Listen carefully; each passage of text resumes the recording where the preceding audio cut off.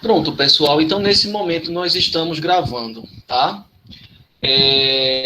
Então, eu escolhi esse texto, pessoal, para a gente iniciar, porque, como eu disse na semana passada, quando do nosso primeiro encontro, em que eu apresentei a disciplina, esse texto, ele é muito interessante, tá? Primeiro porque ele apresenta a antropologia da perspectiva de dois antropólogos noruegueses, escandinavos. Quando a gente pensa em antropologia, a gente pensa muito ali na antropologia francesa, na antropologia norte-americana. Isso tem um motivo, tá? A antropologia brasileira, a gente vai ver mais na frente, ela começa, a se delinear, a se consolidar a partir da vinda de uma missão francesa, com Claude Lévi-Strauss, ali na década de 30, para a USP. A USP, quando a Universidade de São Paulo foi criada, ela encarou esse projeto de trazer intelectuais do mundo inteiro para auxiliar a formar intelectuais nacionais atualizados dentro do que vinha sendo produzido de mais novo na produção do conhecimento científico, tá, no mundo. Então, vieram diversos intelectuais europeus para fundar os cursos da USP, engenharia, psicologia, ciências sociais, tá? Então, essa primeira marca da antropologia brasileira, ela tem ali uma genealogia com a França, tá? Depois ali, no pós-guerra, na década de 60, a antropologia norte-americana, ela começa a se destacar, tá? Um pouco antes, mas no pós-guerra, ela começa a se consolidar como um polo produtor de antropologia, e aí depois nós, aqui dos trópicos, brasileiros, começamos a sofrer com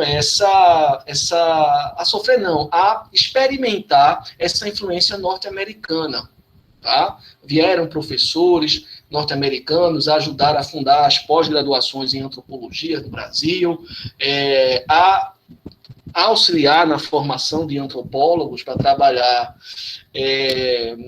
aqui na América do Sul, mas também em outras partes do mundo.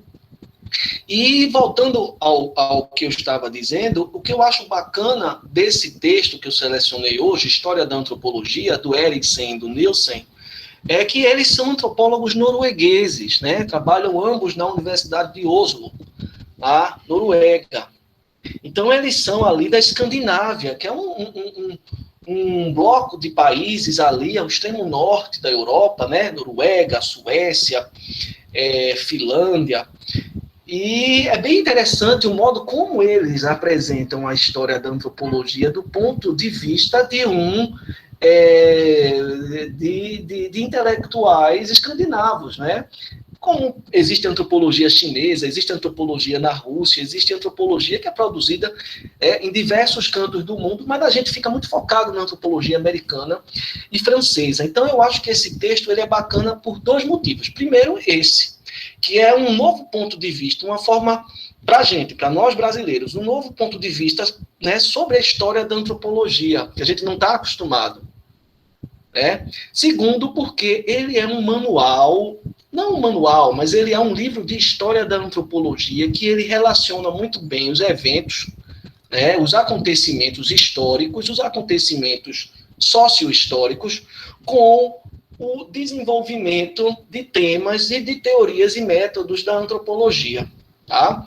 Então, eu acho muito interessante esse texto. Vocês agora têm o livro na íntegra, tá? A gente vai ler só esse capítulo desse livro, infelizmente, mas guardem o livro e quem se interessar pela antropologia, mas também pela história, é um livro que você pode ler com essas duas lentes, tanto como da antropologia, especialmente pela da antropologia, tá? São antropólogos, mas também ele traz muita informação histórica e com um olhar antropológico que é interessante, Então, quem leu, percebe ali o modo como ele articula, né, os eventos históricos com as transformações teóricas e metodológicas da antropologia.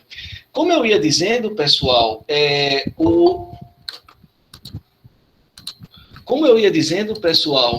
o Thomas Eriksen e o Finn Nielsen, eles são bastante interessantes e diferentes do que a gente está acostumado, tá?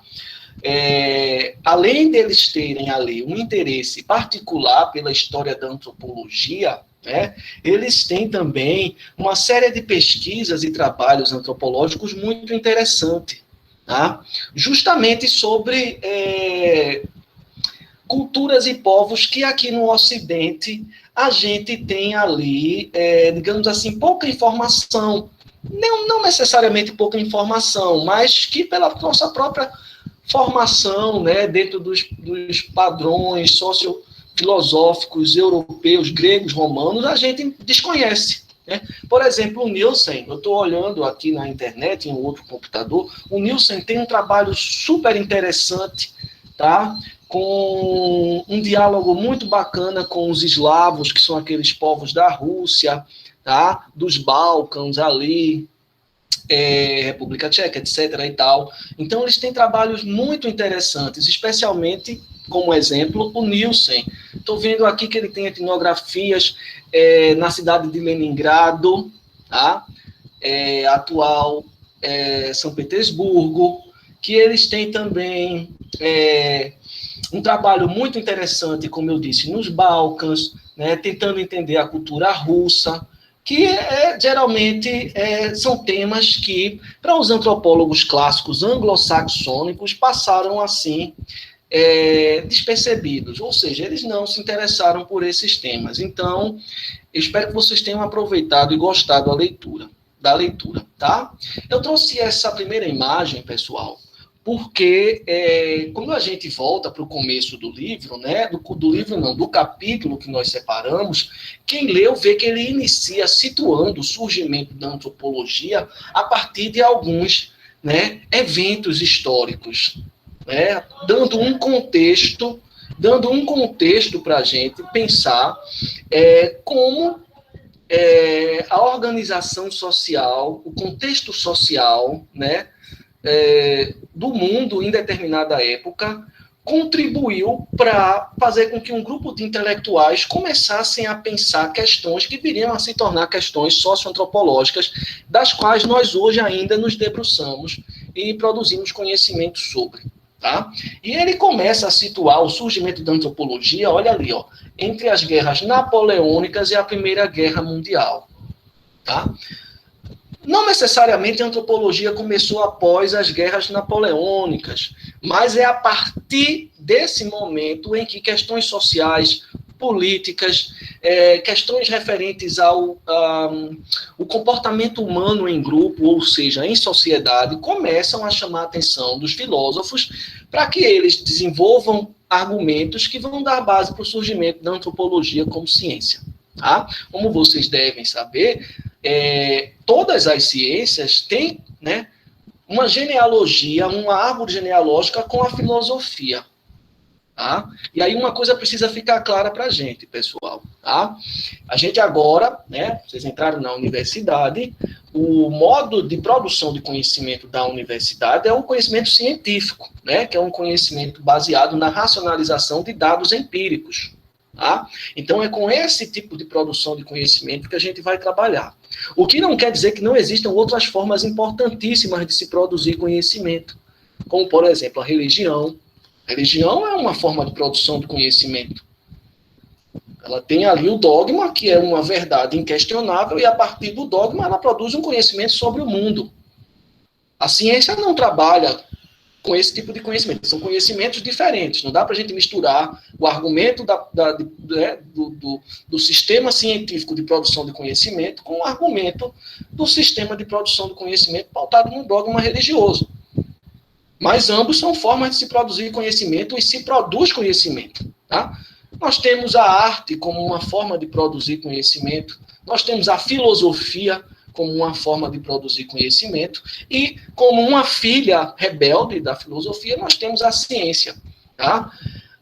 E a ciência, nos mais diversos campos de produção do conhecimento, tem essa relação de parentesco com a filosofia. Tá? Então, eu trouxe esse quadro, essa linha do tempo, do campo da historiografia, fui lá nos amigos historiadores e peguei essa linha do tempo. Então, é mais ou menos aqui que a gente está situado, pessoal. Tá?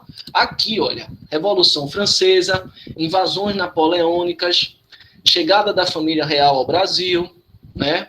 Belle Époque, Primeira Guerra Mundial, que na Europa é a Grande Guerra, tá? As crises do crash da Bolsa de Valores de Nova York, que mudaram a economia do mundo, tá?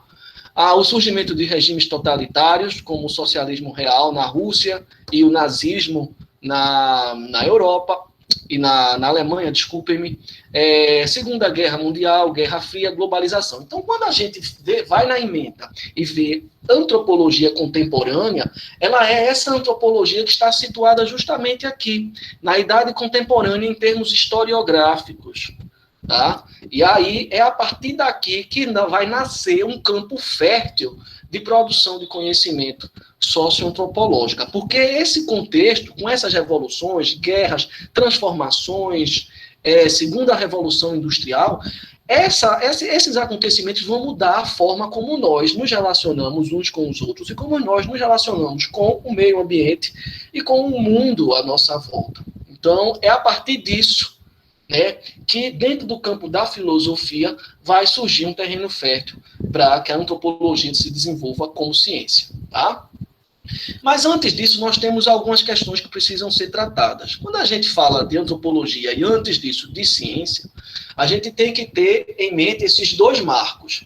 Primeiro, o Renascimento, né, que foi um movimento que teve um papel importantíssimo no questionamento do dogma religioso e, logo, no modo como a igreja fazia a gestão política, econômica e social da vida humana, né? Voltando ali para as nossas aulas de história, né, do colégio, vocês saíram do colégio há pouco tempo, são bem novinhos, eu estou vendo aqui nas fotos de vocês, vocês lembram que houve um momento em que houve a decadência do Império Romano, né, houve um racha entre Roma e o Oriente.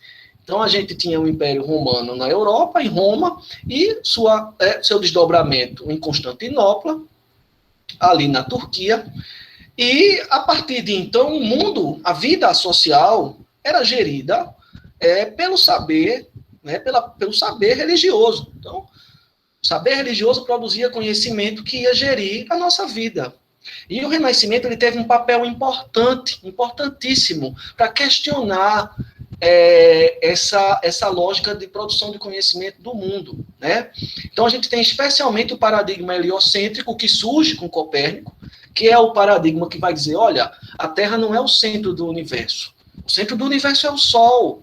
Então, começa a se desenvolver tecnologias, né, de lentes que vão conseguir nos dar uma visão um pouco mais precisa do cosmos, e Copérnico vai argumentar, olha, a Terra não gira ao redor, ou melhor, o universo não gira ao redor da Terra. É o contrário, a Terra é só mais um corpo que gira ao redor do Sol. Tá? E isso vai quebrar com o paradigma geocêntrico de Ptolomeu e vai começar a partir daí um racha com a igreja. Trazendo um pouco mais para a nossa área, a gente tem nessa mesma época Nicolau Maquiavel publicando O Príncipe. Né? E O Príncipe é uma crítica, trazendo um pouco para a ciência política, né? O Príncipe é uma crítica justamente a esse predomínio da igreja na gestão pública, na gestão da vida das pessoas. Então, Maquiavel vai fazer um racha com a igreja e vai lançar esse manual de orientações para os príncipes ou os gestores da época, que eram os príncipes, era um modelo aristocrático, para que eles pudessem tomar boas decisões que iam impactar na gestão das nossas vidas, enquanto seres humanos em grupo, em sociedade. Tá? Inclusive, esse processo de adjetivação do nome Maquiavel, né? Hoje a gente, quando vê uma pessoa mal, a gente é maquiavélico, isso foi a própria igreja que produziu essa representação de Maquiavel, que construiu essa representação de Maquiavel, porque a igreja ficou com muita raiva de Maquiavel, quando ele começou a questionar o dogma religioso. Então, ele entrou para a história como alguém mau, mas, na verdade, Maquiavel ele só produziu um livro muito técnico em que ele pretendia dizer novas formas pautadas na razão, né, na racionalização do mundo empírico sobre como desenvolver uma melhor forma de gestão da vida social. Claro, pensando no bom desempenho dos gestores da época, que eram os príncipes. Tá? Voltando, um outro movimento importantíssimo, pessoal, para o surgimento das ciências sociais, em especial para a antropologia, foi o iluminismo. E aí a gente começa a dialogar bastante com o texto. Tá? E esse movimento, o iluminismo, ele teve um papel importantíssimo para as ciências sociais, tá? Especialmente para a antropologia. Em primeiro lugar, pelo empenho que o iluminismo teve em conceitualizar um gênero literário que é muito precioso e caro para a antropologia, que é um gênero literário chamado exotismo. Não é? O exotismo era um gênero literário que era utilizado pelos viajantes, né, que vinham para as colônias, que saíam da Europa, das metrópoles, e vinham para as colônias, atravessavam o mar, vinham para a América, iam para os Estados Unidos, América do Sul, América do Norte, Austrália, Oceania. E esses viajantes estavam descobrindo, na concepção de mundo europeia, porque eles estavam descobrindo coisas que para outras pessoas já existiam, outros povos já existiam. Mas na visão de mundo europeia, eles estavam descobrindo o mundo. Então, essa literatura, esse gênero literário, classificado como exotismo, que é esse gênero literário que ele utiliza essa estratégia de tornar o outro diferente, exótico, né? É um gênero literário que tem um pé no etnocentrismo, que é quando a gente, né, mede a outra cultura pelos nossos valores culturais. O exotismo, ele é um gênero que, a partir dele, vão surgir as primeiras etnografias. Né? Claro, não eram etnografias científicas, eram os relatos de viagem, as crônicas de viagem. Tá? Então, o iluminismo ele é central para as ciências sociais, especialmente para a antropologia. Primeiro, por causa do surgimento desse gênero literário, o exotismo. Segundo, e principalmente, também, pelas definições dos poderes políticos. São a efervescência que estava a França no século XVIII, nesse momento, né, em termos de você, né, tirar a aristocracia do poder, né, tentar implementar um regime burguês, a burguesia roubar o poder da aristocracia, guilhotinar os reis. Isso vai gerar uma demanda para que um grupo de intelectuais, Montesquieu, por exemplo, um grupo de intelectuais, eles comecem a pensar, né, as bases da gestão política. Olha, a gente precisa definir nossos termos, né, definir os poderes, executivo, legislativo, judiciário, para que a gente pense em formas, né, políticas, de existência política, para que o povo não, né, sai um grupo político, entra o outro, de repente o regime anterior vai todo mundo ser guilhotinado. Não, a gente tem que pensar como é que vai fazer. Né? A gente não pode trocar um grupo político, matando ele e colocando o outro no lugar. Então, o iluminismo ele tem esse papel também de pensar ali, né, os limites e a divisão dos poderes políticos. Tá? Um outro avanço imenso foi a publicação da enciclopédia. Os iluministas, né, depois de todo esse trabalho que vinha sendo feito pelo Renascimento, né, de se desvencilhar do poder do cristianismo, o iluminismo ele vai ter um papel central com a publicação da enciclopédia, do Diderot, que é um conjunto de livros, né, 20 volumes, aproximadamente, em que você vê toda a história da produção do conhecimento humano, anatomia, política, a astronomia, etc., compilados numa obra, mais ou menos como é o Google hoje. Quando a gente precisava de uma informação, as famílias abastadas, né, que tinham a enciclopédia, a gente ia na enciclopédia, letra A, atmosfera, tá? E aí tinha todas as informações que nós queríamos sobre a atmosfera. Letra P, política, todas as informações que nós queríamos sobre política. Tá? E o iluminismo, né, como os próprios autores colocam, né, por essas e outras, foi fundamental para o surgimento das ciências sociais. E no que tange o surgimento da antropologia, a gente vai ter um conceito bem importante que vai ser desenvolvido no iluminismo, que é esse conceito de civilização. Tá? Civilização como um corpo de regras que guiam a vida em sociedade. Então, guardem isso. Tá? Então, um dos conceitos centrais produzidos lá atrás no iluminismo, que vão dar base para o nosso conceito de cultura antropológica, é esse conceito de civilização. Por quê? Porque ele é um conceito que tenta pensar e refletir, né, o conjunto de regras que vão guiar a nossa vida em grupo, em sociedade. Tá? Os direitos, né, direitos e deveres que devem ser cumpridos. É uma estratégia que é decorrente, inclusive, do próprio empenho francês de sistematizar o conhecimento que vinha sendo produzido no mundo. Pessoal, qualquer dúvida me interrompam, tá? Depois disso, pessoal, um outro movimento importantíssimo para o surgimento da antropologia como ciência foi o romantismo. Tá? O romantismo foi um movimento importante para a antropologia justamente pelo seu interesse nas tradições populares. Enquanto a França, ela se tornava uma vitrine para o mundo que se queria civilizado, a França, nessa época, era mais ou menos o que os Estados Unidos representam hoje em termos de geopolítica. Em termos de geopolítica, a França, nessa época, era o país que produzia conhecimentos universais, que eram exportados para o mundo inteiro. Para o mundo inteiro. Então, a Alemanha, em contrapartida, ela estava tentando se encontrar culturalmente. Então, enquanto os franceses estavam projetando a sua cultura para o resto do mundo, os alemães eles estavam... Alemães num sentido genérico, porque nessa época não havia Alemanha, havia a Prússia, havia Saxônia, havia Bavária. A Alemanha não havia se unificado.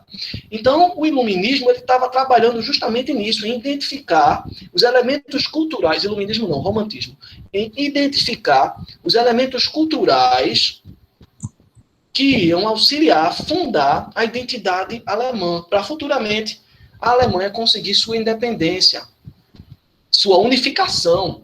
Não é nem independência, é unificação. Tá? Então, alguém quer falar, pessoal? Então, vejam, iluminismo, movimento universalista, que produzia um conjunto de regras que pensavam a organização da vida em sociedade.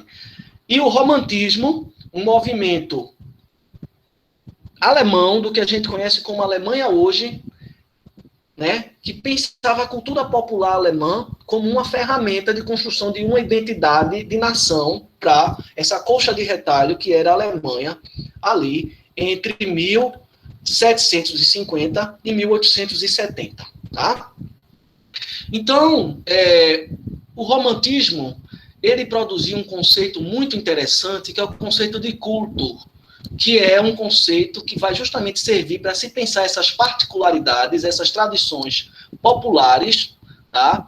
E ele vai se referir essencialmente aos valores de um povo, tá? Aos fatos intelectuais, artísticos e religiosos, representativos de uma identidade comum, de uma identidade de um povo que vai permanecer ao longo do tempo. Tá? Um dos personagens centrais desse movimento, o romantismo, no campo da filosofia, foi Hegel.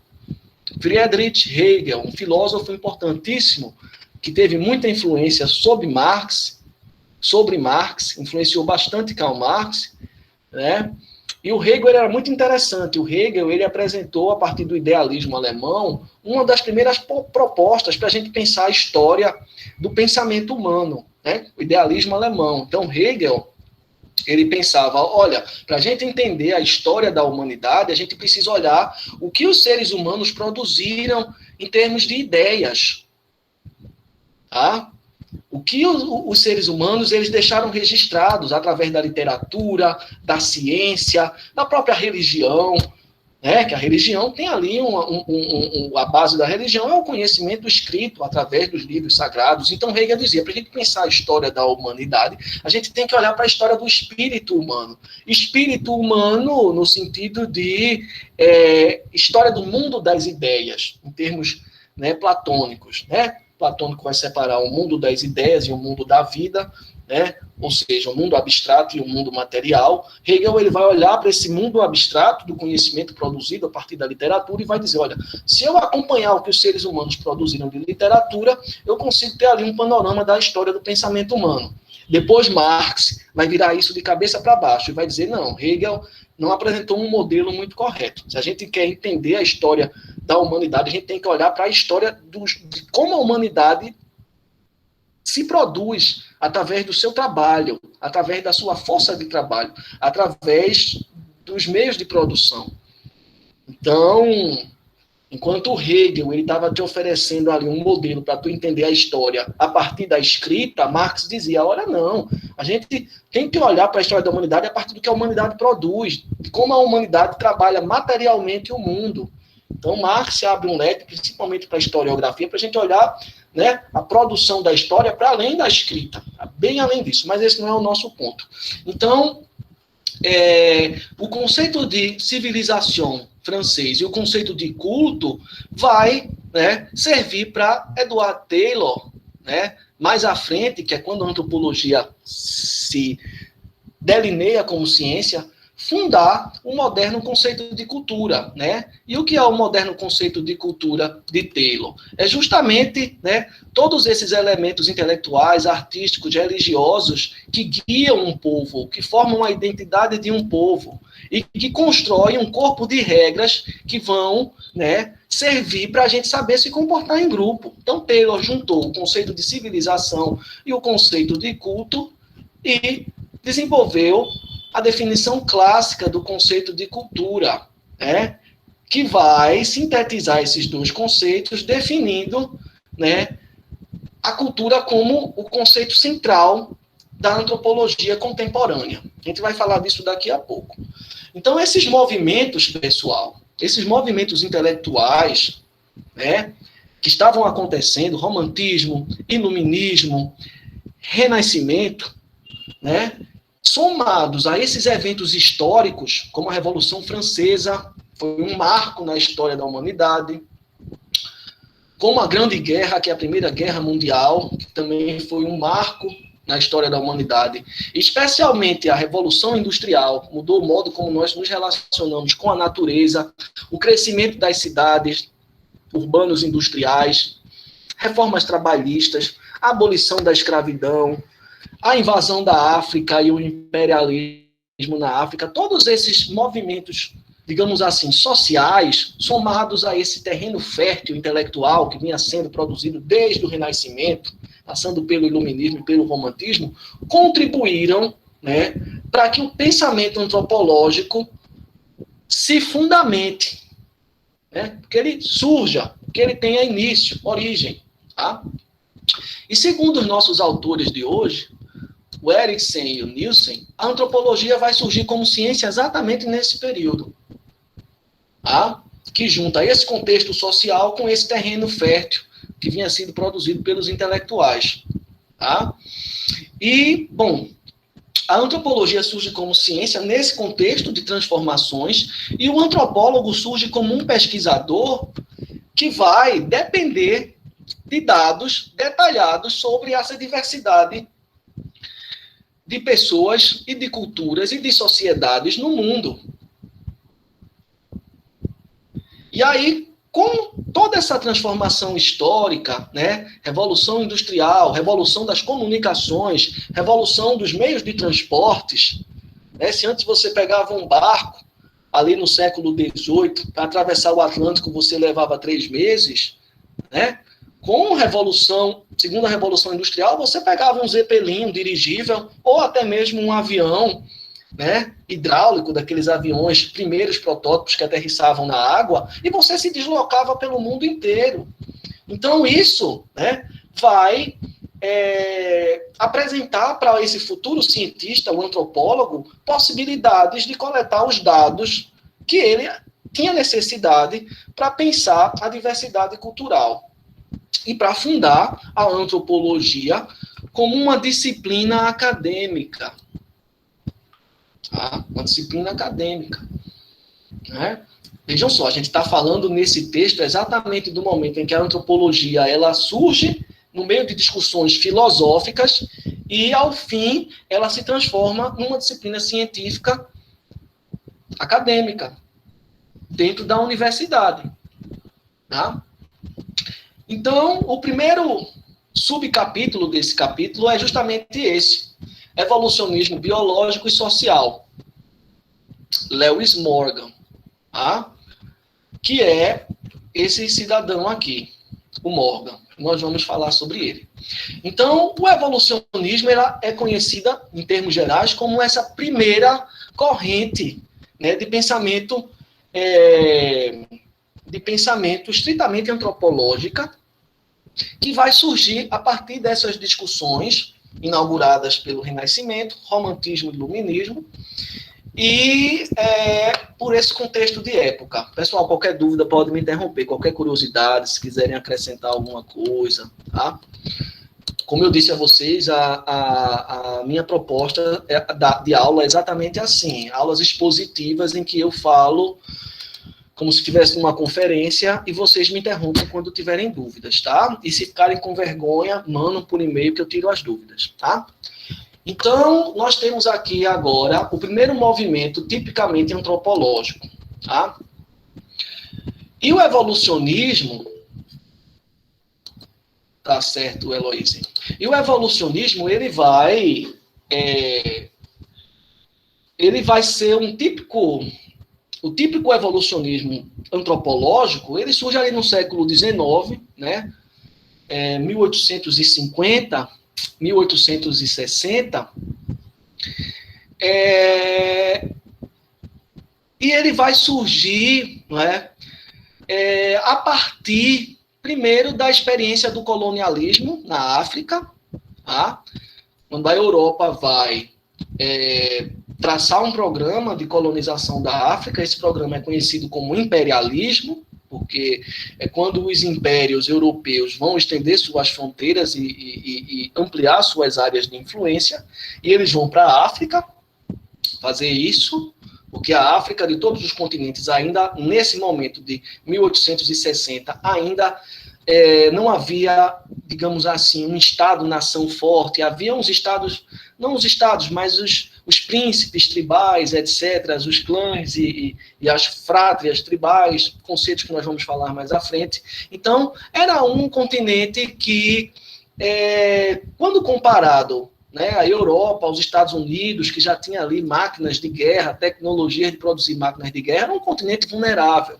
Diferente da América do Sul, que já havia conquistado sua independência, que já vinha passado por esse processo de colonização, né? Diferente da América Central, que já, né, estava à mercê dos norte-americanos. Então,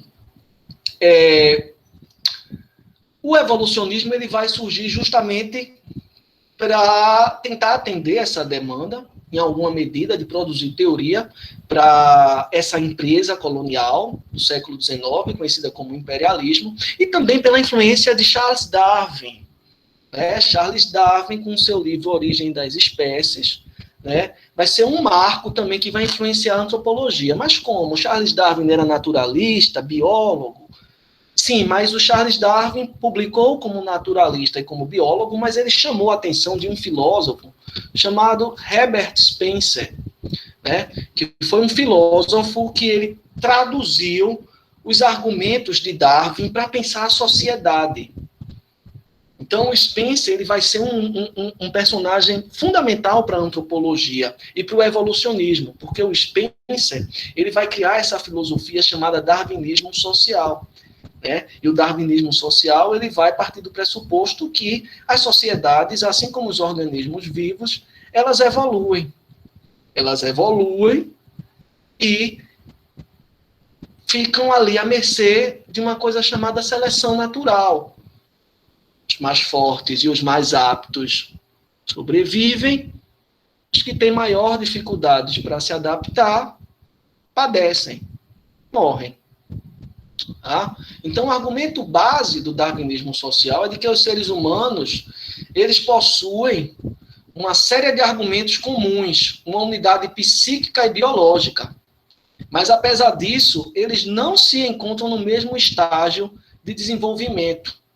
Então, o evolucionismo, ele vai, né, a partir dessa tradução que o Spencer faz dos conceitos de Darwin, que são aplicados à biologia. O Spencer traduz esses conceitos e aplica no estudo das sociedades. O evolucionismo vai ter ali esse terreno para surgir como primeira corrente teórica da antropologia. Agora, veja uma coisa curiosa. No senso comum, a gente pensa que o evolucionismo ele foi uma proposta teórica racista, porque, né, tem aquela imagem clássica da antropologia física, né, medindo o crânio, medindo o nariz, classificando, né, os seres humanos em superiores, inferiores. Mas, vejam, o evolucionismo, ele não era uma...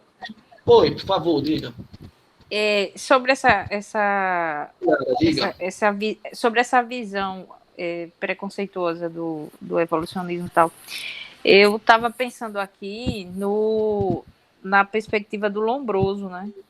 Perfeito. Porque perfeito, quando a gente faz a associação com os tempos atuais, lamentavelmente, as forças de segurança do país, elas continuam com aquele olhar lombrosiano com relação às pessoas que são consideradas, na perspectiva preconceituosa dessas forças, de alguns componentes dessas forças, como possíveis marginais, como possíveis violadores da lei. E tem todo esse caráter, tem todo esse olhar lombrosiano. É o perfil do bandido, né, vulgarmente. É a aparência do bandido.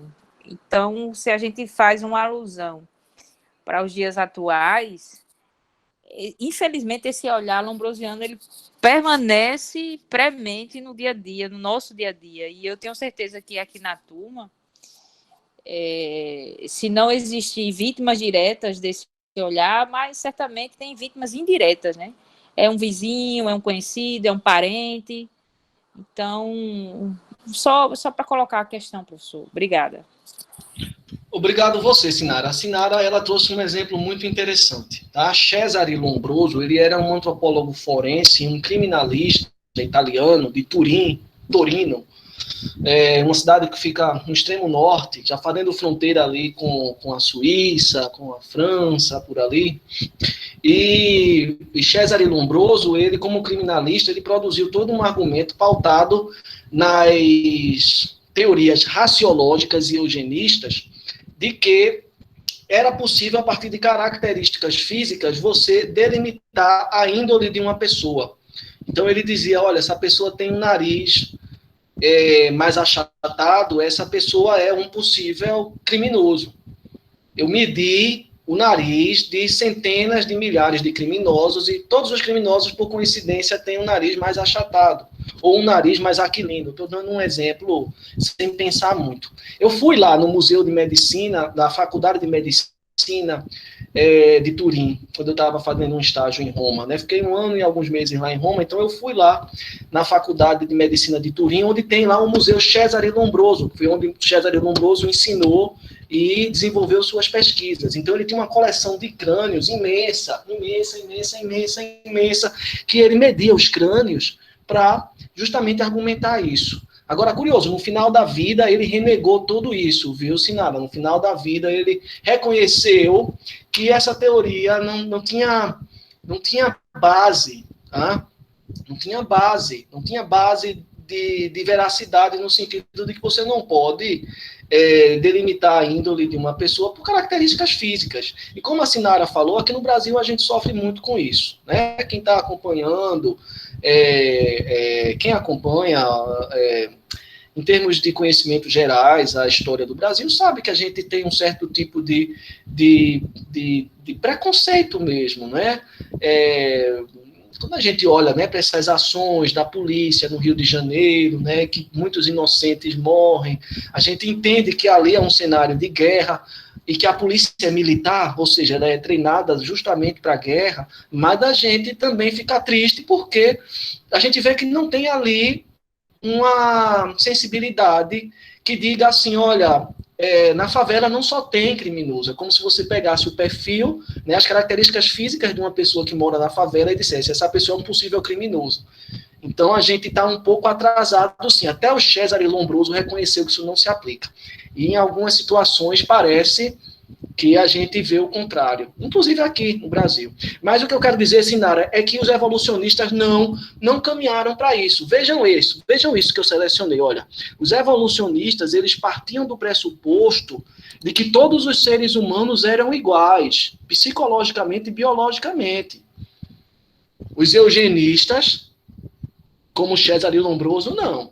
Existem diferenças físicas. Nem todo ser humano é igual, fisicamente nem psiquicamente. E aí a gente tem que pegar esses que não são iguais, que são desviantes, e mapear.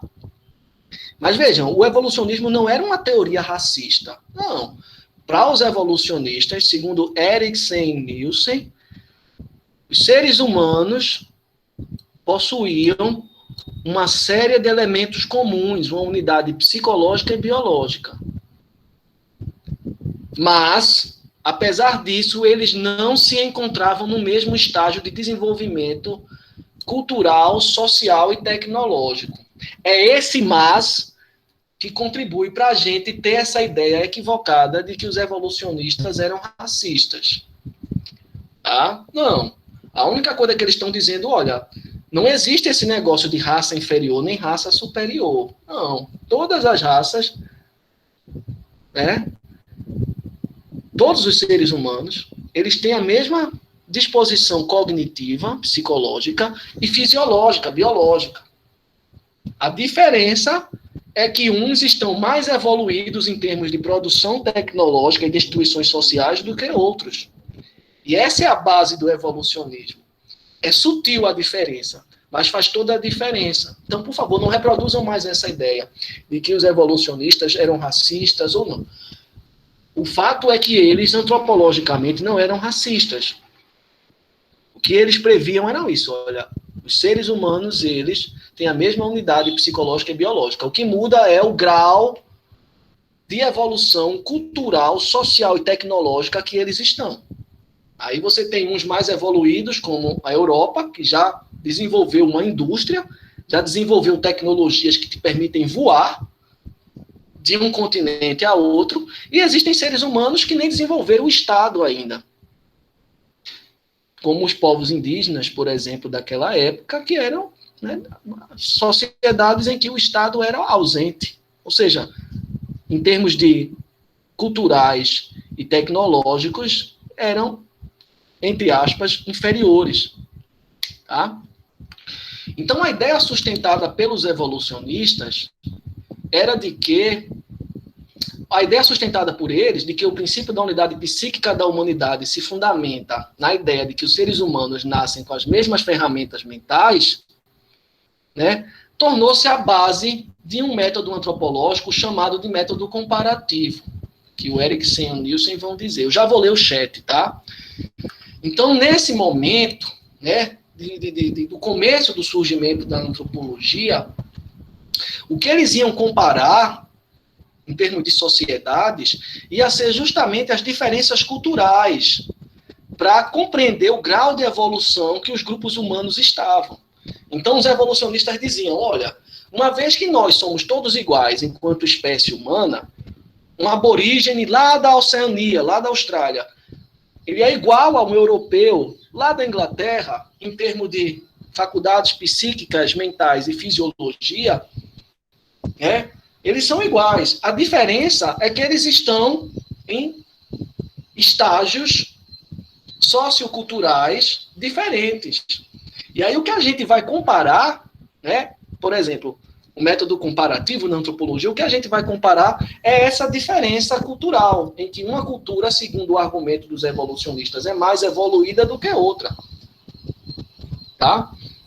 Então, essas teorias evolucionistas que tiveram início lá com o Spencer, o filósofo Herbert Spencer, que traduziu Darwin para ser aplicado no social, para entender as dinâmicas sociais, elas vão ser, né, ela vai ser o evolucionismo, o primeiro pontapé, o pontapé inicial para o surgimento da antropologia. E aí agora eu apresento dois teóricos, né, um bastante conhecido de vocês na sociologia e na ciência política, e na economia e no direito, porque Marx ele é um teórico do campo do direito, da economia, da sociologia, da ciência política, tá? E Lewis Morgan, que é o pai fundador da antropologia como a gente conhece hoje. Tá? E aí vamos ver um pouco da biografia deles e vamos entender por que, que o Erikson e o Nielsen colocou o Marx e o Morgan no mesmo combo. Deixa eu dar uma lida no chat.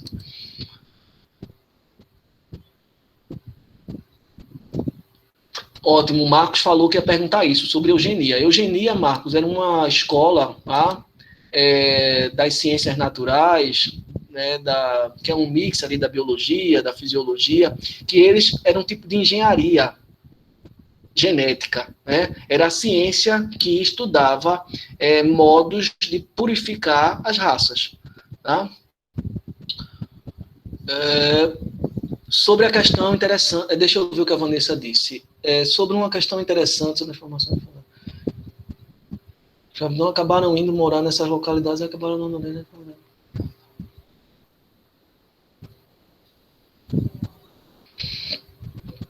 É muito triste, sim, Vanessa. E aí a gente tem um problema estrutural, né? Porque tem gente de má fé que até diz que não é coincidência, né? O fato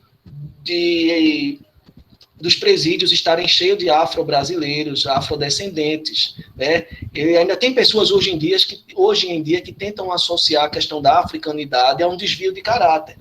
E aí o problema não é uma questão de ser africano ou não. O problema é que quando os afrodescendentes foram libertos, não teve nenhuma política social para que eles fossem assimilados na sociedade brasileira. Florestan Fernandes tem um livro essencial para isso, né, que é a questão do negro na sociedade brasileira, a assimilação do negro na sociedade brasileira.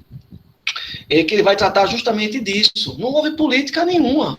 Pelo contrário, os negros foram libertos, eles não sabiam trabalhar a partir de salário, eles não conheciam o mundo do trabalho escravo, eles não tinham discernimento, não sabiam manusear máquinas. Foram libertos, os eugenistas, que produziam eugenismo no Brasil, sugeriram que os empresários brasileiros trouxessem europeus para auxiliar no branqueamento do Brasil e para manusear as máquinas que os ex-escravos não sabiam manusear. E aí os africanos ficaram estruturalmente sem direitos, desresguardados de qualquer iniciativa social que os agregasse à sociedade brasileira, e em decorrência disso, né, houve esse problema estrutural da favelização e que ocasionou essa associação direta aos afrodescendentes à criminalidade. Mas não é uma questão da criminalidade ser por causa dos afrodescendentes, não, é por causa de uma ausência de políticas do Estado que possibilitassem uma assimilação digna aos afrodescendentes. Então você tem um contingente de pessoas que ficou desresguardada, sem moradia, sem educação, sem trabalho, sem renda, sem saúde, sem saneamento. E aí, quando a gente diz que o Brasil tem uma dívida histórica, que a gente tem uma dívida histórica, não sou eu, Rafael, enquanto indivíduo, não é a Sinara enquanto indivíduo, é o Brasil enquanto instituição. O Brasil, enquanto instituição, tem uma dívida histórica com esse povo, que foi utilizado como mão de trabalho e que depois foi dispensado, sem nenhuma garantia. Quando o trabalhador é dispensado, ele tem ali os direitos trabalhistas. Está acabando, mas tem ali, recebe. Os africanos nem isso, foram dispensados. O que foi que teve como política? Rui Barbosa, Rui Barbosa, um intelectual nosso, disse, olha, eu sugiro mandá-los de volta para a África. Foi a política que os afrodescendentes tiveram no Brasil, que não foi implementada. Não foi implementada porque não se tinha dinheiro para fazer isso.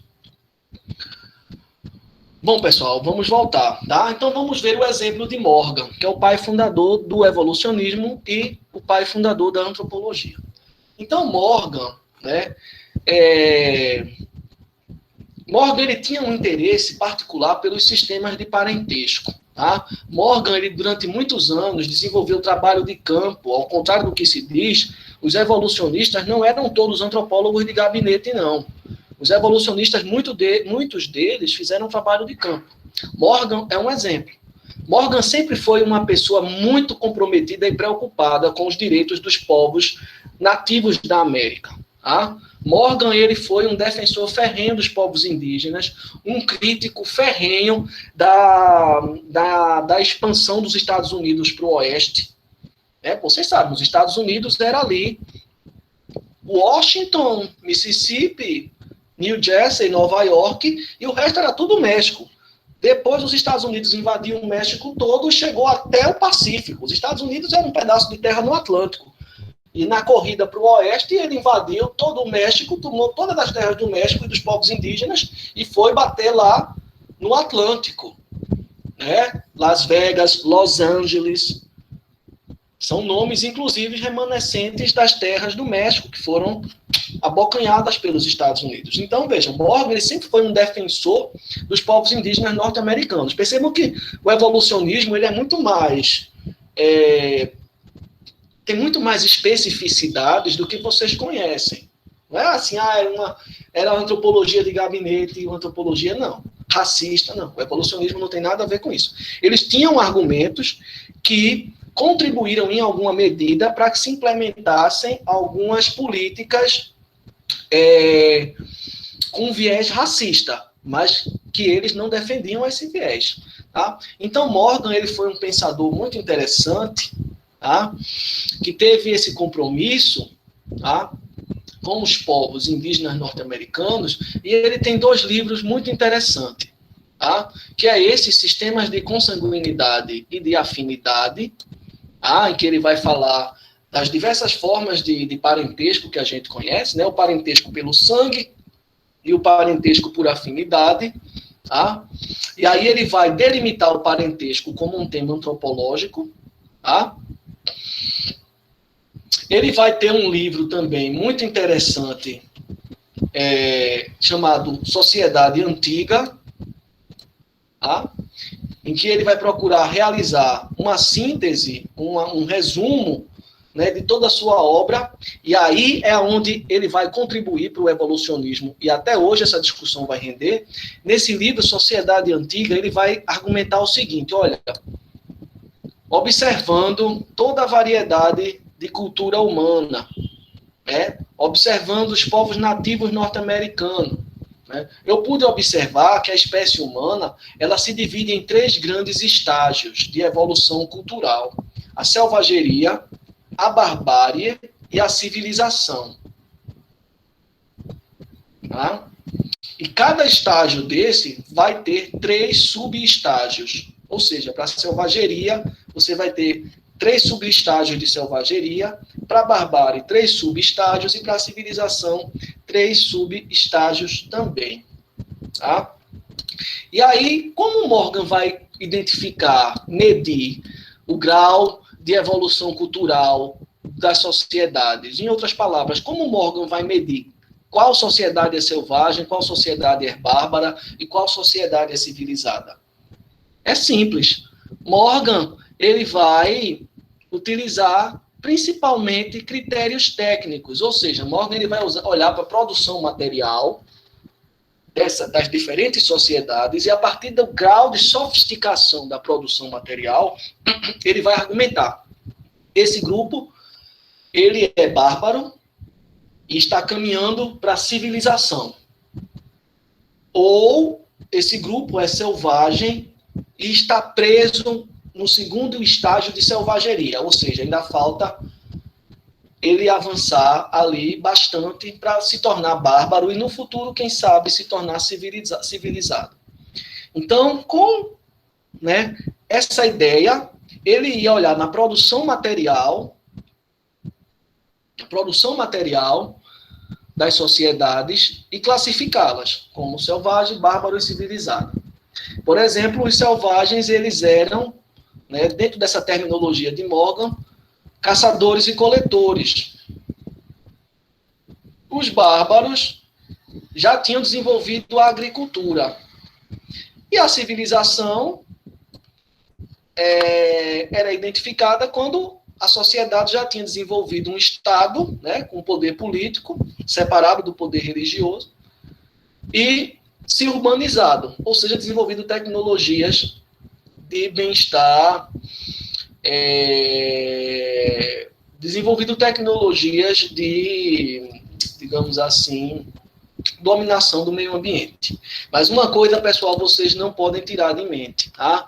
Morgan, ele sempre esteve afinado, né, com a preservação da cultura nativa norte-americana. Desde cedo, ele percebeu que grande parte da cultura nativa ia ser extinta pela invasão dos norte-americanos nas terras indígenas. Tá?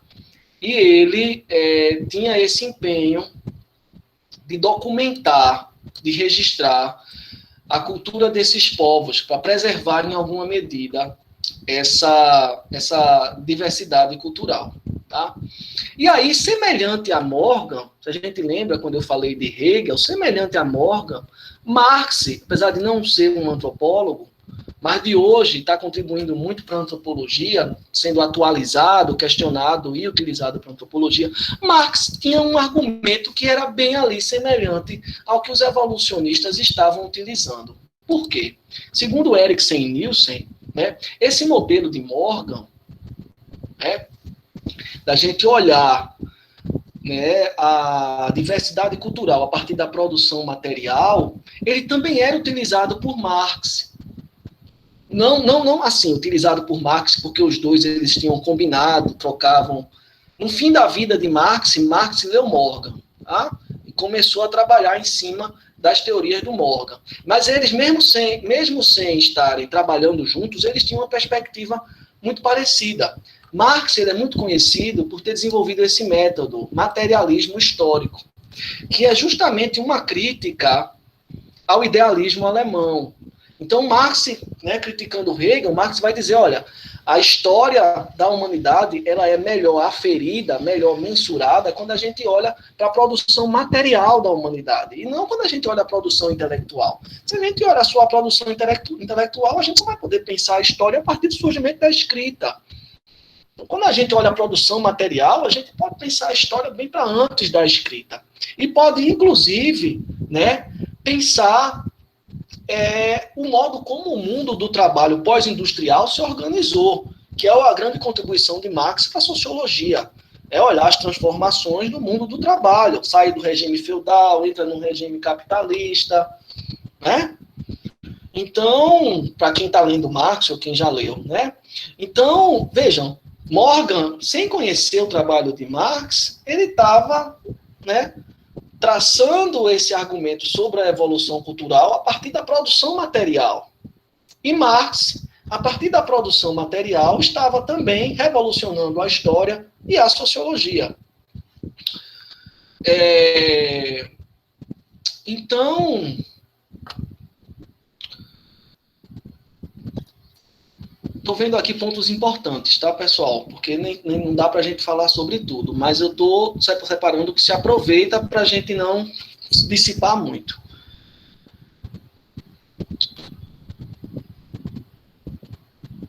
Então, Marx vai dizer, né, que quando os avanços tecnológicos tomam as relações de produção, tornam as relações de produção obsoletas, vai surgir o conflito de classes e as relações de produção vão ficar alteradas. Então, pensando Marx, né, numa perspectiva materialista, mas também evolucionista, veja, eu não estou dizendo que Marx era evolucionista, eu estou dizendo que ele havia um diálogo profícuo com o que estava sendo produzido nos Estados Unidos por Morgan, que é um evolucionista, ou seja, né, Marx estava dedicado a pensar a evolução dos sistemas econômicos justamente a partir da produção material, argumentando que os sistemas econômicos eles vão evoluir em momentos de crise, né? Como, por exemplo, da escravidão ao feudalismo, do feudalismo ao capitalismo.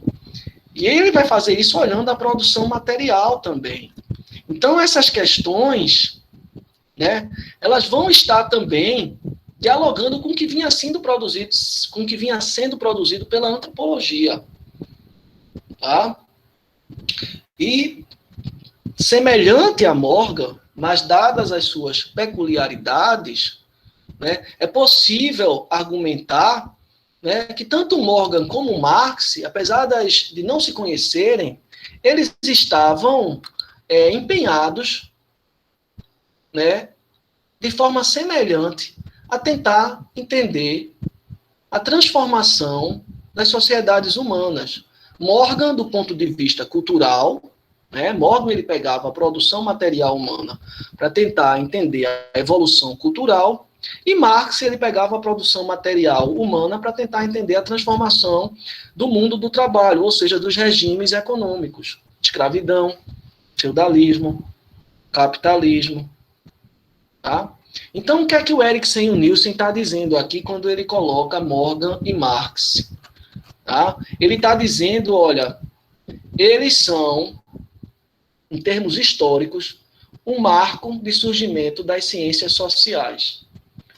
Marx é um pensador que é um marco para a sociologia, e Morgan é um pensador que é um marco para a antropologia. Ambos só surgiram e só conseguiram construir um argumento, um arcabouço teórico para a sociologia e para a antropologia, porque eles, né, estavam vindo a partir da esteira de conhecimento que vinha sendo produzida por Herbert Spencer. Então, Herbert Spencer, dentro da filosofia, ele forçou um campo de conhecimento que permitia a gente pensar as dinâmicas sociais. E é a partir dessa brecha que o Herbert Spencer faz na filosofia que pensadores como Marx e Morgan vão fundar duas ciências que são fundamentais para a gente pensar as ciências sociais, que é a sociologia e a antropologia. Tá? Bom, ambos estavam trabalhando com a produção material humana. Marx vai fundar essa perspectiva epistemológica chamada materialismo histórico, que é a perspectiva a partir da qual a gente, a partir da produção material, observa a transformação ou a evolução dos sistemas econômicos. E Morgan, né, semelhante a Marx, mas diferente, ele estava também pensando a partir de uma perspectiva materialista, ou seja, da produção material, para analisar a transformação ou a evolução cultural. Tá?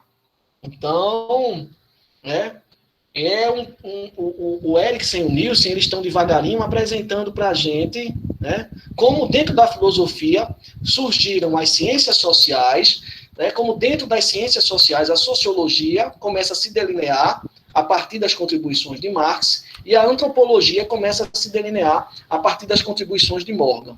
E aí a gente vai focar agora só na antropologia, né? Pelo menos nessa aula. Em Sociologia 1, vocês vão focar em Sociologia. Antropologia 1 é Antropologia, tá? E aí, Erikson e Nielsen vão apresentar outros pensadores fundamentais para Antropologia. O primeiro deles é esse alemão aqui, chamado Adolf Bastian, tá? Que publicou um livro chamado O Homem na História. Tá? E ele é esse senhor aqui, o Adolf Bastian. Né? E ele teve uma biografia muito interessante, tá? Voltada justamente para entender aquela ideia de cultura popular, né? Voltado a entender a identidade cultural, né? A partir das demandas que a Alemanha apresentava na segunda metade do século XIX. Tá? Com a ideia de Volkskultur, cultura popular, traduzindo, né?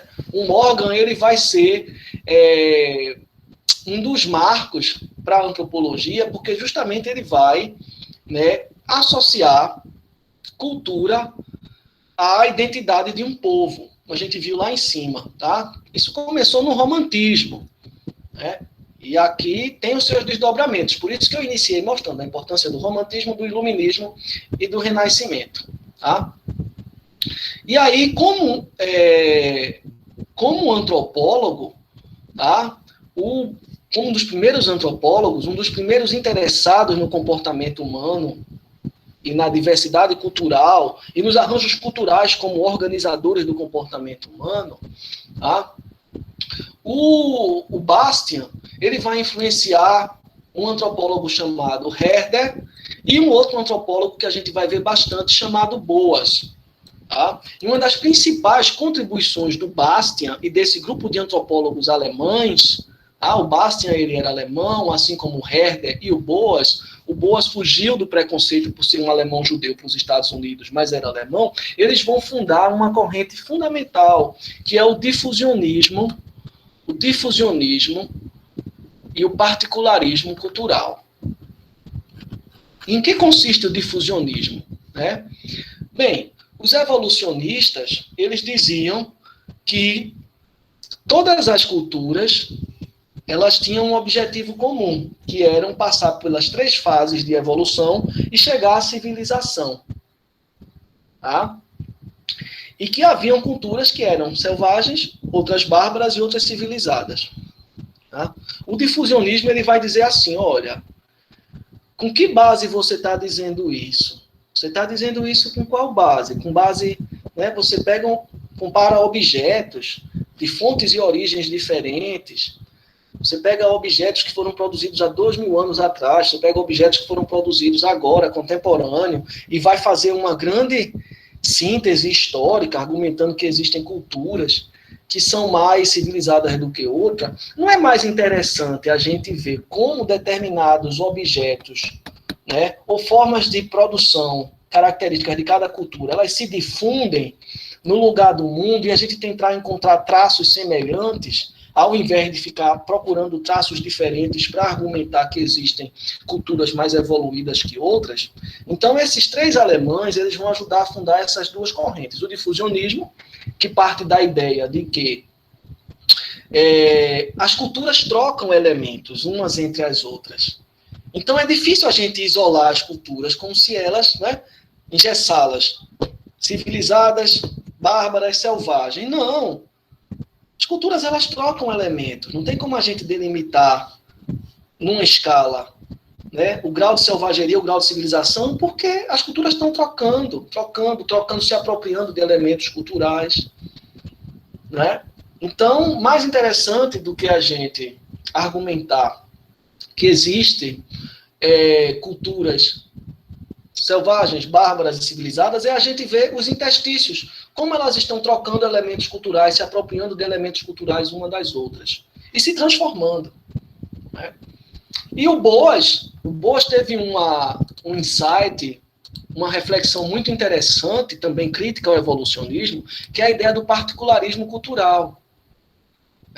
O Boas vai dizer, olha, esse modelo evolucionista de que existem culturas civilizadas, bárbaras e selvagens, ele não se aplica, porque cada cultura ela é civilizada nos seus termos. O Boas vai dizer assim, olha, se eu saio daqui, de Nova York, e vou para uma floresta na América do Sul, no Amazonas, eu vou chegar no meio da floresta e eu vou me perder, porque eu não estou civilizado dentro do que é necessário para eu me guiar na floresta. Se eu encontro um povo nativo lá nessa floresta, ele vai saber se guiar por dentro da floresta, porque ele está, né, civilizado dentro dos sons da floresta, das trilhas da floresta, da paisagem da floresta. Do mesmo modo como se eu coloco ele em Nova York, ele vai se perder completamente. É como um GPS com defeito, ele vai se perder completamente. Porque ele não está civilizado dentro daqueles termos. Então, não existe isso de cultura civilizada, cultura bárbara, cultura selvagem. Todas as culturas são civilizadas dentro da sua particularidade cultural, ou seja, dentro das regras culturais do seu grupo. Então, um povo indígena que, segundo o evolucionismo, estava ali no estágio de barbárie, ele é civilizado dentro da sua paisagem, dentro do seu meio ambiente, dentro da sua lógica cultural. Do mesmo modo como um americano residente em Nova York, ele é civilizado dentro daquela lógica cultural, daquele conjunto de regras civilizatórias de uma cidade urbana industrial.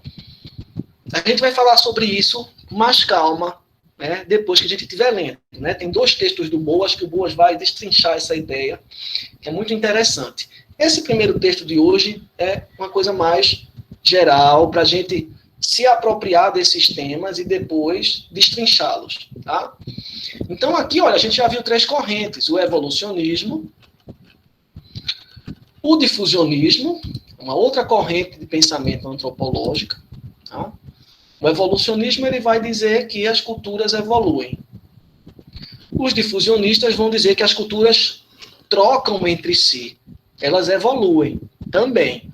Mas elas trocam elementos entre si. Elas não são isoladas nessa escala que separa selvagem, bárbaro, civilizado. Não, elas estão trocando, difundindo elementos, se apropriando de elementos que se difundem.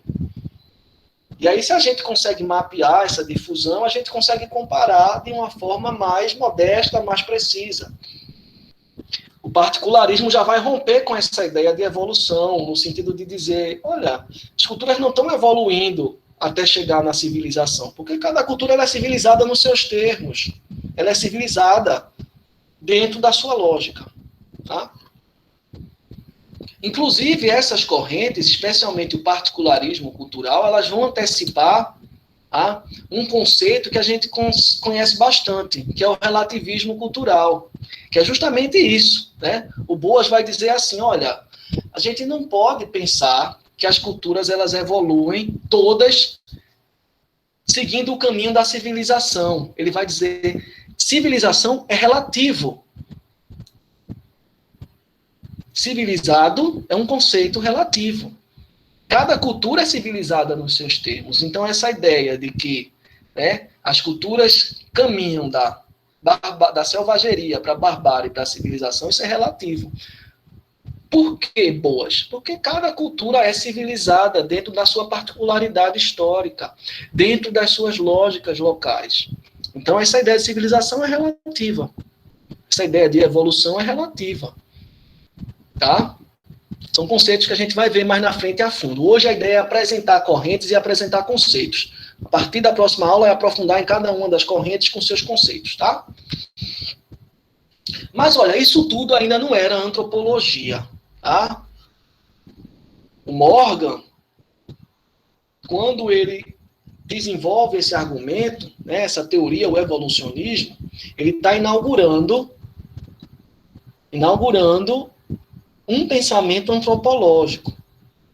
Isso ainda não é antropologia. Não se usava a palavra antropologia para definir. É uma pessoa estilosa. Não é como se diz hoje. Parece o Ken mesmo. Bem lembrado, Marcos. Parece o Ken mesmo. O Taylor, bem inglês, né? Vou fazer a pronúncia correta. Aqui Taylor é inglês. Taylor. Então, cadê? Deixa eu me situar aqui, achei. Então, isso não é antropologia ainda, tá? O que a gente conhece como antropologia vai surgir aqui, olha, com esse rapaz que o Marcos identificou ali brincando como o Ken humano, chamado Edward Taylor, tá? Então, esses argumentos, né, evolucionista, difusionista,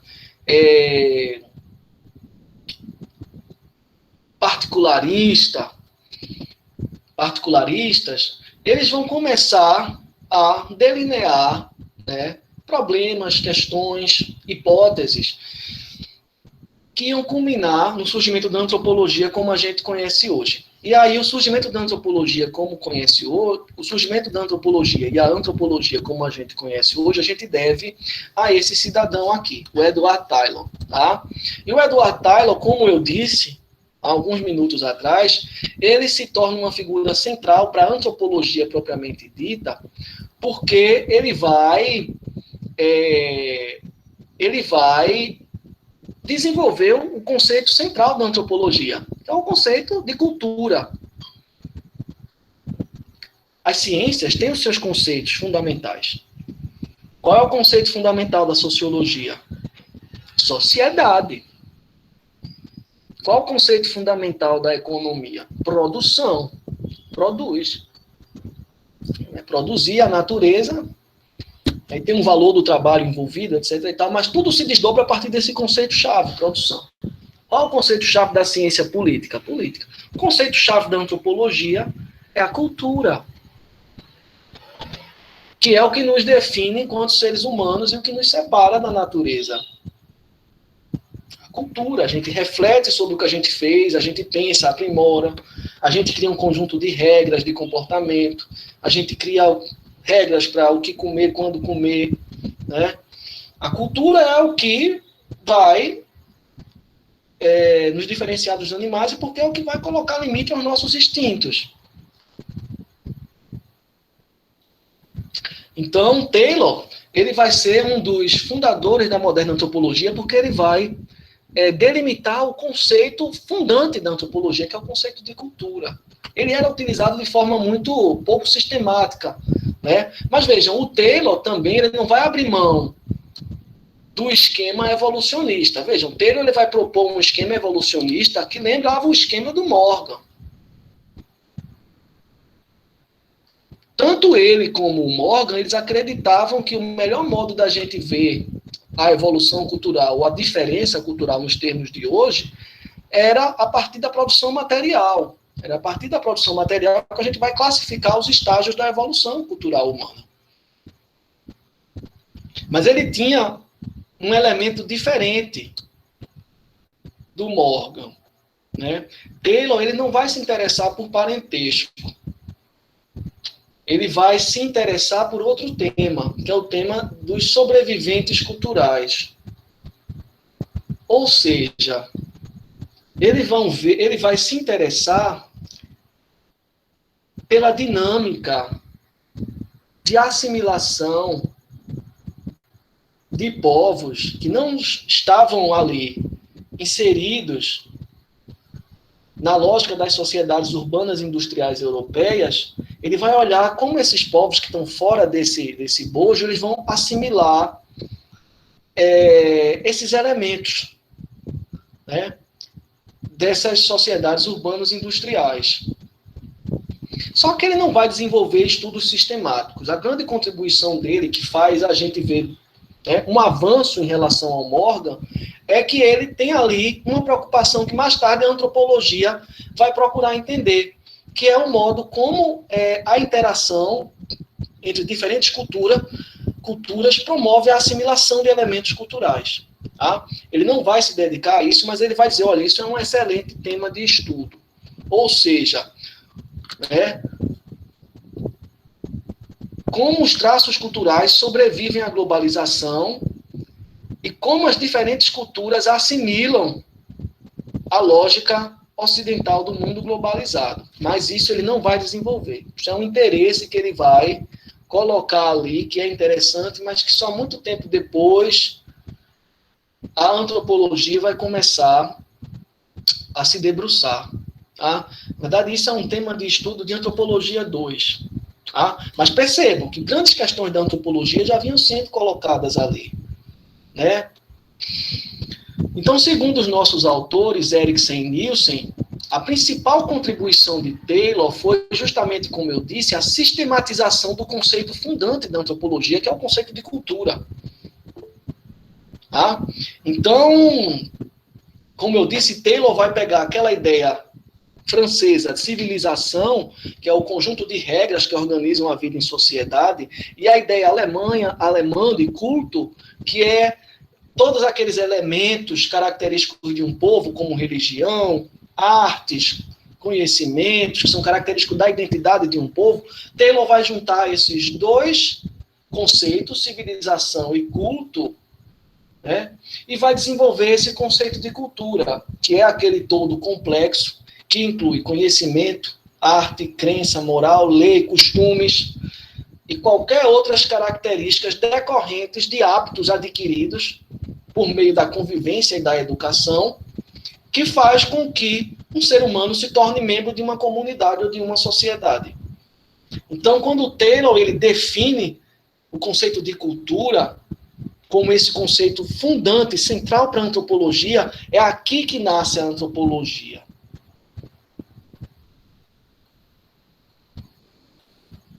É aqui que começa a primeira pedra no alicerce do que a gente vai conhecer como antropologia hoje. Professor, todo o resto não era antropologia? Não.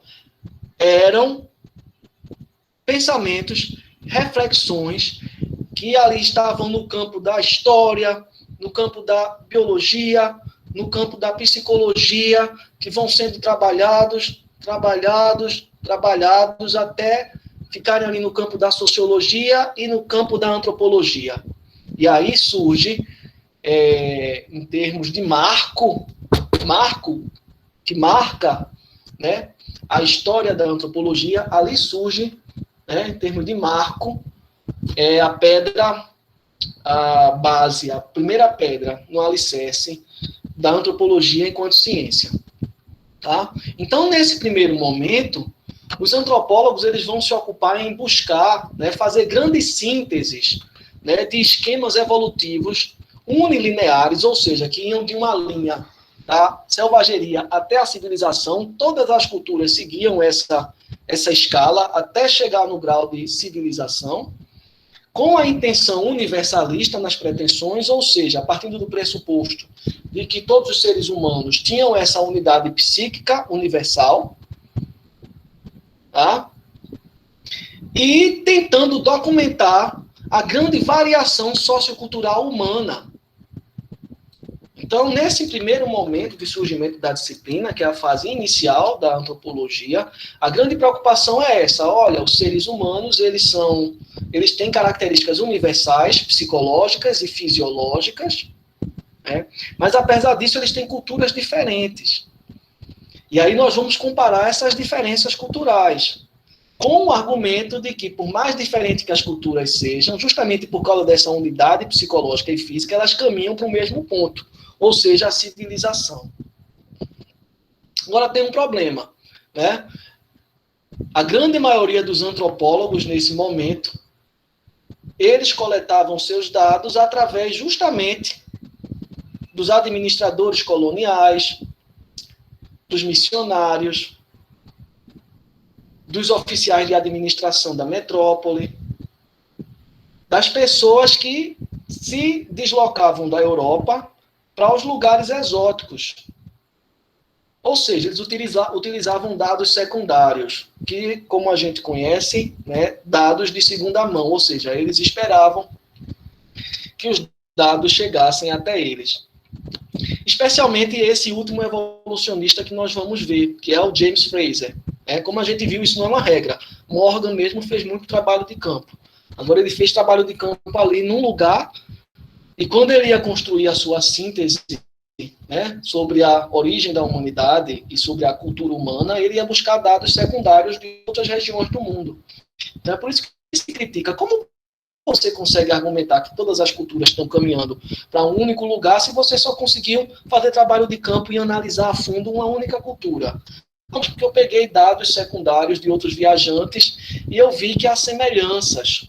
Não é assim. Isso é interessante, mas hoje em dia, a gente olhando com as lentes de hoje, a gente vê que era, digamos assim, havia um pouco rigor metodológico na coleta desses dados e na sistematização desses dados. É Franz Boas que vai, com o particularismo histórico e com o relativismo cultural, e vai ver a fundo depois, que vai como trazer esse rigor metodológico na coleta do dados de antropologia. Tá? Um outro evolucionista muito interessante, que o Erikson e o Nielsen apresentam para a gente, é o James Frazer. James Frazer é interessante. Tá? E ele foi o professor da primeira disciplina de antropologia na Universidade de Oxford, se eu não me lembro. Então, assim, o Taylor, o Morgan, ele botou a primeira pedra no alicerce. Ou melhor, o Morgan, ele teve a primeira ideia, né, de fazer ali uma mistura entre história, arqueologia e parentesco, né, não era antropologia, era parentesco, juntar história e parentesco para pensar a evolução sociocultural. O Taylor, ele fundou,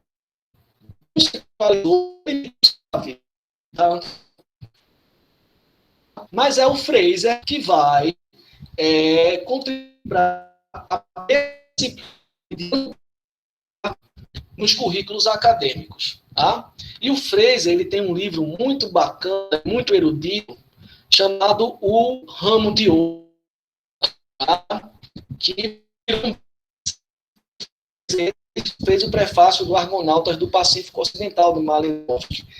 Inclusive, depois, no fim da vida, ele se tornou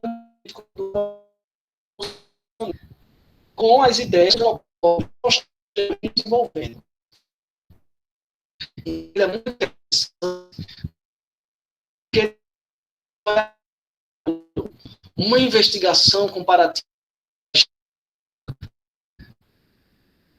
e ele vai argumentar que, diferente do Morgan e do Fraser, é possível a gente argumentar que existe uma evolução cultural quando a gente olha para as transformações nas formas de produção de conhecimento humana. Então ele vai dizer, ao invés de os estágios de evolução, selvageria, barbárie e civilização, ele vai dizer, olha, que os estágios são o estágio mágico, magia, tendo as pessoas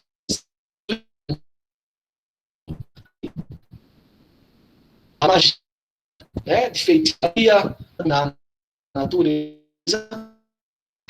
estágio, que seria o estágio religioso, onde a gente já consegue produzir teorias dentro do dogma, que não podem ser contestadas, mas são teorias que explicam a vida humana, né? E, por fim, o estágio científico, o estágio de sua época. Então, como ele divide a evolução sociocultural em 3 estágios, né? Religioso e científico. Deixa eu ver o chat aqui. Quer falar, Marcos? É que tá travando o seu falando aí, a gente tá conseguindo entender direito. Eita, será que não é a sua conexão? Então, eu tô travando, pessoal. Tá pra quase todo mundo. Aqui tá tão bom, pessoal. Tô com... Estão me ouvindo agora? Bom, tenta reiniciar não, atualizar. Tenta atualizar a página, por favor. Porque aí pode ser que melhore, tá? Aqui para mim tá parecendo bacana. Então, é muito importante a documentação do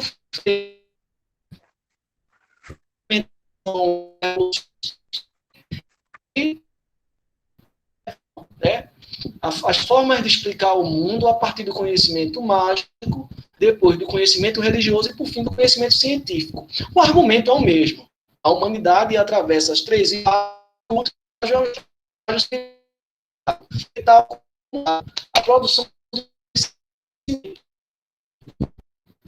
produção do conhecimento mágico, ou melhor, a produção do conhecimento alicerçada na magia, a produção do conhecimento alicerçada na filosofia religiosa e a produção do conhecimento alicerçada na ciência. Então, é importante destacar, como o Erikson e o Nielsen, que a gente vê, nesse contexto de imperialismo, né, a antropologia está surgindo num contexto de imperialismo. Os Estados Unidos invadindo o México, as terras do México e colonizar os povos né, latina, a Europa, né, e está justamente o povo africano está aqui ainda no conhecimento mágico.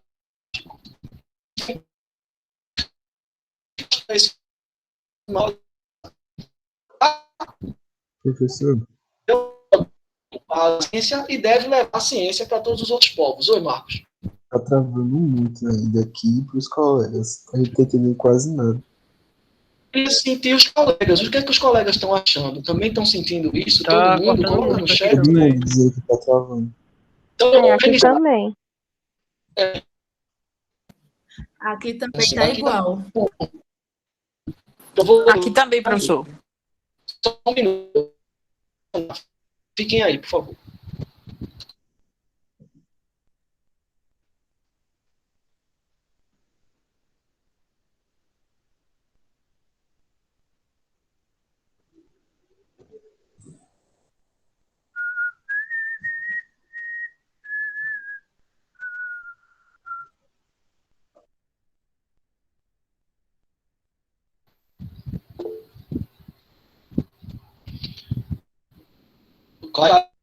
Eu iniciei aqui a máquina. Não, eu atualizei a página. Será que estão me ouvindo agora? Dei umas travadas no começo. Tenta desligar a câmera, professor, às vezes. Boa ideia. Vou ligar minha câmera. Vamos tentar agora, tá? Deixa eu abrir aqui o estudo novamente. Estão me ouvindo agora? Eu tô. Acho que melhorou. Eu também. Melhorou, professor. Bacana. Vamos ver. Como o Eriksen Nielsen, né? Ele, bacana. O Fraser, tá, eu estou aqui abrindo a... O Fraser, como vai... Vamos destacar, estão me ouvindo, vai seguir a mesma lógica evolucionista. Mas daí a gente já percebe uma certa evolução no argumento do Fraser. Tá? Um outro marco para o surgimento da antropologia, pessoal. Estão me ouvindo, pessoal? Sim, Sim? ficou melhor agora. Sim, tá melhor. Então, vamos lá. Um outro marco para a antropologia, pessoal, que vai começar... Boa. Um outro marco para a antropologia que vai começar do evolucionismo, a era das grandes expedições de coleta de campo, de material de campo, é a expedição Torres. Quando ele vai fundar a primeira disciplina de antropologia, ele vai ocupar na Universidade de Oxford, na Inglaterra. Agora vocês me pegaram, não sei se é Oxford ou é Cambridge, porque ele lecionou nas duas, em Cambridge e em Oxford. E agora? Eu acho que ele foi o Pylon, não? Eu vou ver depois se eu tiro essa informação. Mas o Fraser, ele vai ser professor de Cambridge e de Oxford, na Inglaterra, e em uma dessas universidades ele vai fundar a primeira disciplina de antropologia. E é aí que a antropologia entra, de fato, no rol de uma disciplina acadêmica. Tá? Isso nas primeiras décadas do século XX já. Tá? E aí o Fraser, ele vai começar a formar antropólogos. Tá? E dentro dessa geração de antropólogos que vai começar a formar, não, foi no final do século XIX, desculpa, tá? Ele vai fundar essa cátedra de antropologia no final do século XIX, tá? Aqui, na segunda metade de 1800. Tá? Ele funda essa cátedra de antropologia, tá? Na Universidade de Cambridge ou de Oxford, vou conferir essa informação e na próxima aula eu trago para vocês. Ele vai começar a primeira geração de antropólogos. Tá? E essa primeira geração de antropólogos vai começar a desenvolver um programa de exploração no sentido de coleta de dados, não no sentido de explorar, mas de exploração no sentido de explorar, de pegar, roubar, de coletar material para melhor conhecer. Então, o Fraser vai formar uma geração de antropólogos, começar a desenvolver trabalho de campo. E um marco do trabalho de campo na antropologia vai ser essa expedição de todos, que é uma expedição que vai levar uma série de estudantes de antropologia para a Nova Guiné, bem no finalzinho do século XIX, em 1898. Embora parado por princípios evolucionistas, eles vão começar a desenvolver estratégias de trabalho de campo, de deslocamento, vai, toca e vai até cultura, sociedade e fazer trabalho de campo. Tá? Então, a antropologia, a filosofia, né?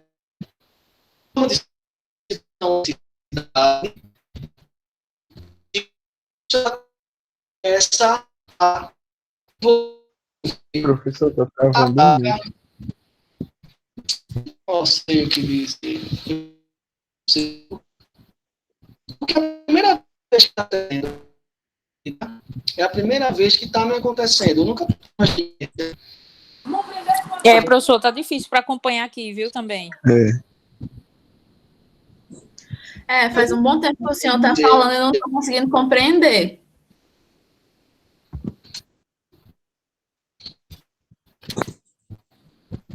Agora, por exemplo, eu não estou entendendo nada que o senhor está falando. Não estou nem falando. Agora caiu. Minha conexão caiu. Eu nunca tive esse problema aqui.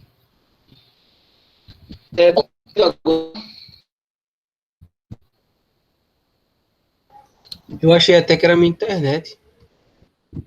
Não, é a minha. Mas agora eu só não estou entendendo, porque aqui está dando tudo. Eu nunca tive esse problema. Mas estão me ouvindo agora? Agora tá um pouco normal. Agora tá normal. Eu vou fazer o seguinte, eu vou desconectar o meu computador, conectar aí a internet mesmo aqui em casa.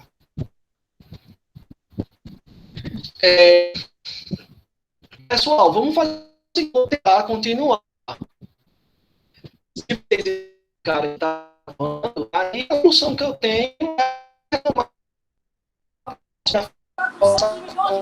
Voltou a travar.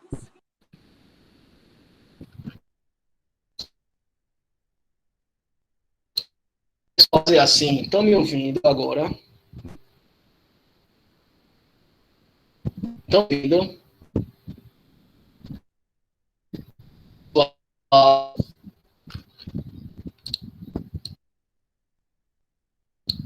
Pessoal, estão me ouvindo agora? Agora sim. Pessoal, vamos fazer o seguinte. Eu devo ter um problema na conexão mesmo, porque eu uso 2 computadores. E um computador aqui caiu a conexão. Tá? Vamos fazer assim. Eu estou sendo sincero, isso nunca me aconteceu antes. Eu coloquei o net até bom de fibra quando a gente começou o período remoto, há um ano atrás, e é a primeira vez que eu estou tendo esse problema. Tá? E como eu estou vendo que tem um problema mesmo, vamos fazer o seguinte, vamos encerrar por hoje, tá? E começar e terminar essa... Tenho 15 minutinhos de fala, e aí semana que vem eu começo a partir de onde a gente parou hoje, e a gente entra no próximo autor. Tá? O que é que vocês acham? Ok, professor. Certo, professor. Tranquilo. Vamos fazer isso. Falta 10 minutos para terminar. E aí, próxima aula, a gente finaliza esse slide, tá? Finaliza esse slide falando ali um pouco do trabalho de campo, das contribuições da Escola Sociológica Francesa, de Durkheim, né? E do Max Weber para a antropologia. E aí a gente inicia o próximo texto. O próximo texto, como eu disse, é um texto curto, de 10 páginas, do Roberto Cardoso de Oliveira. Então, dá para eu organizar o tempo de modo que a gente inicia a aula terminando esse texto e começando o texto para a próxima sessão. Compartilhar amanhã de manhã. Pode ser assim, pessoal? Por mim, tudo bem. Pode sim, professor. Eu peço desculpas, é uma coisa que realmente nunca me aconteceu. Eu vou ali no modem, na sala, ver o que está acontecendo. E aí, semana que vem, eu vou criar uma estratégia para ter um plano B, caso isso aconteça, tá bom? Mas não vai acontecer, não. Está me acontecendo pela primeira vez. Tá? Desde que a gente começou. Então tá, pessoal, boa noite. Próxima semana a gente pega esse material e começa um novo texto. Tá? Espero que tenham gostado. Tá bom? Boa noite, então. E até semana que vem. Valeu, boa noite. Boa noite. Tá? Desculpe. Boa noite, boa noite. Mas é uma coisa que realmente não é culpa minha, desculpem. Tudo bem, professor, tranquilo. Viu? Tchau, tchau, abraço, ótima aula. Fica com Deus.